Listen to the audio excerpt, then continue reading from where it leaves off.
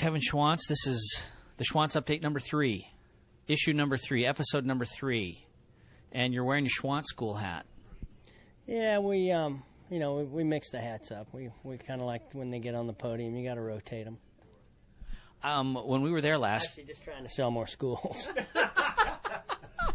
Well, when we were there last, I remember riding Hondas and Suzukis. Is that still what we have a choice of over there? Absolutely. Still have both CBR 600s and GSXR 600s. So we got new Suzukis this year. They're still 09 models, but the Hondas were carryovers from last year. So as all the products at school are, still very well maintained, first class products, just like they would when they roll, just like they look when they roll off the showroom floor. Yeah, because it was great to be able to compare them back to back, and I expected to really have a great comparo and maybe do something very important and earth-shattering about that, and I couldn't tell the difference, really. They're both great bikes. Yeah, I get that question all the time. Which one do you like better? I said, they both start doing silly things at about the same speed for me. When I try and push one hard around a racetrack, one starts pushing the front a little sooner than the other. One starts moving around in the back a bit earlier. So it's just adjustment to each person. It's ergonomics. It's what you like. Do you like the color? Do you like the feel? So, to say one's better or worse than the other, I don't think there is a better or worse. We're all holed up here in the inner sanctum sanctorum of the Yosh trailer because it's blowing great guns out there. I mean, they stopped the races because the air fence was – or practice because the air fence was blowing around. I mean, have you ever ridden in anything like this? It's a stiff 30 mile an hour. I don't know that I have. They were saying the air fence was blowing down and all that. So I said, well, we used to not have air fence, so maybe I did ride in something like this, but we just didn't have the air fence to tell us the wind was blowing this hard. Especially here at a place like Fontana. I think the 600s did a couple laps before they red flagged it, and the one quote that I remember hearing was Danny Eslick saying he was off the left side of the straightaway and the right side of the straightaway when he was trying to ride in the middle. So obviously some pretty big gusts and probably not real safe conditions to race in. So the wind drops another 10 or 15 miles an hour. Maybe they can race at 15 miles an hour.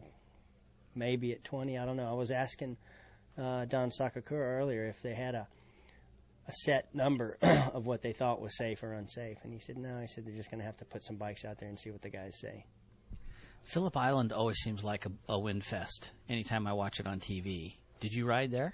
I did. We've ridden there, we've raced there, and we've definitely tested there in some pretty iffy conditions. But you don't have the luxury of saying that it's unsafe. It's, hey, we're here for a test or we're here to put a race on.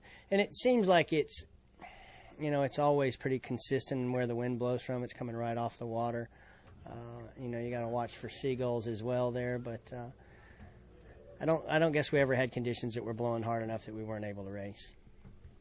We have personnel entering the trailer. And exiting the trailer.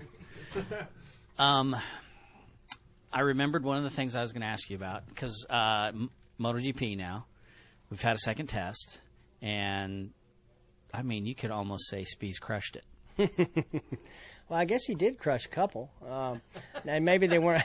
Turn 1 wasn't friendly or 2 or whatever. Maybe they weren't actually bikes that needed to be crushed afterwards. But, yeah, he did fall down a couple of times over the 2-day test. But as well, he had a really good first day, to have been within a half second of what the fast guys were. Actually, less than a half second of what Rossi and Stoner were doing to be third in line behind them. I think he called me just as soon as he hit the ground back in Texas. He was driving from Houston to Dallas because we had a bit of inclement weather in Houston and flights were getting delayed. So he jumped in rented a car and drove home.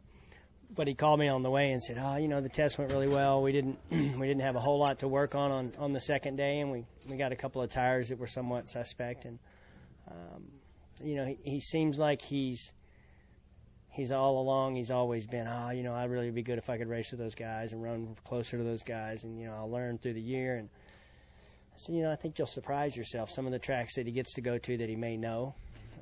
I think the first half of the season somewhat biased towards tracks that he doesn't. I think he goes to 2 of the 9, or he's been to 2 of the 9 that they race at in the first half of the season. A few more in the second half, but I think only 5 or 6. So, it's going to be one of those years where hopefully Ben can run closer to the front. Nicky can challenge those guys. We really need to see that that American flag at the center of the podium at least a couple of times this year, and I think those two guys are capable of it. Nicky seems to be liking this new bike a lot better than he likes the old one, and I think what we saw Speeds doing World Superbike, I think we're going to see similar, not similar results, but I think we're going to be just as surprised by where his performance is when he does get on the track and actually go to racing those guys. So, I said it 2 interviews ago, a win I think is definitely in the books for him this year. And, championship maybe next couple of seasons or something like that once he gets to know the circuit's better and gets more comfortable and maybe gets back on a Suzuki.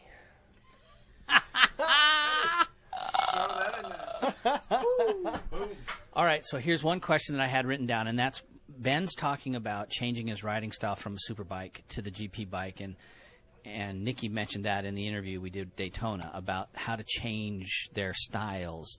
Can you enlighten us a little bit about what they're talking about? That you never rode superbikes.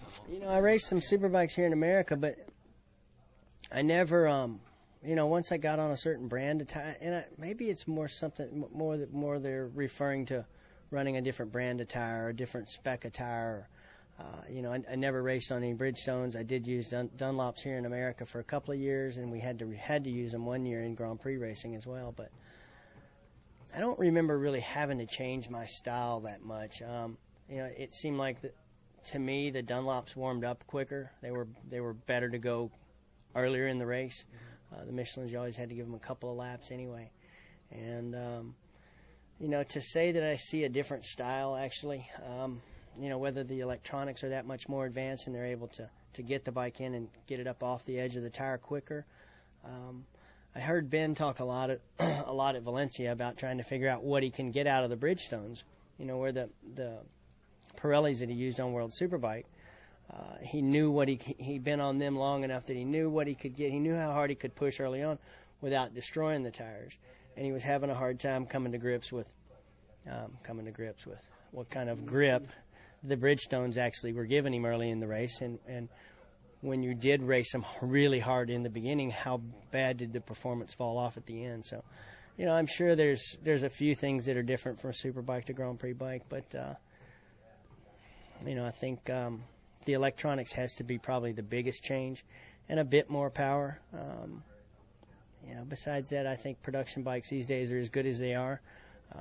Because we race them. I mean, that's where they're developed. And I think, chassis-wise, handling-wise, the superbike to a Grand Prix bike, a little bit of weight difference, probably a little bit of different bias in the weight front to rear, but I wouldn't think it'd be huge. All right. Well, thanks for another update. And when is the first one that you're going to? You're not going to Qatar, are you? No, I'll probably be at Motegi and then Jerez for sure.